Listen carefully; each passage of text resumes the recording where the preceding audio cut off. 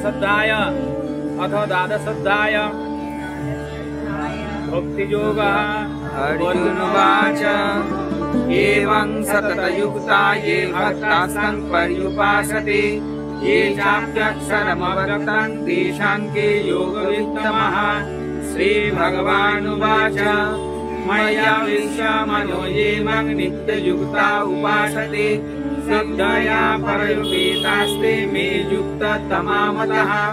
ये तत्क्षणमनिर्दिश्यमभक्तं पर्युपासते सर्वत्रागमचिन्तं च कूटस्थमचलं ध्रुवम् संनियमेन्द्रियग्रामं सर्वत्र समबुद्धया ते प्राप्नुवन्ति मामेव सर्वभूतहिते रताः। क्लेशाधिकतरस्तेषामव्यक्तासक्तचेतसाम् अभक्ता हि गतिर्दुःखं देहवद्भिरवाप्यते।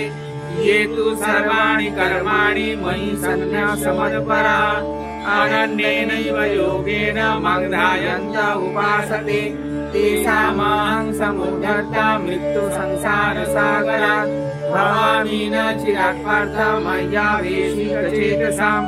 मय्येव मनः दत्स मयि बुद्धिं निवेशय निवसिष्यसि मय्येव अथ ऊर्ध्वं न संशय। अथ चित्तं समाधातुं न शक्नोषि मयि स्थिरम् अभ्यासयोगेन ततो मामिच्छाप्तुं धनञ्जय। अभ्यासयोगसमर्थोऽसि मत्कर्म परमो भव मदर्थमपि कर्माणि कुर्वन् सिद्धिमवाप्स्यसि। अद्वैतनप्रसक्तोऽसि कर्तुं मद्योगमाश्रितः सर्वकर्मफलत्यागं तथा कुरु यथात्मवान्। श्रेयो हि ज्ञानमभ्यासः ज्ञानात् ध्यानं विशिष्यते ध्यानात् कर्मफलत्यागस्ता गच्छन्ति अनन्तरम्। प्रतिष्ठा सर्वभूतानां मैत्रा करुणा एव च निर्ममो निरहङ्कारः समदुःखः सुखक्षमी सन्तुष्टः सततं योगी यतात्मा दृढनिश्चयः।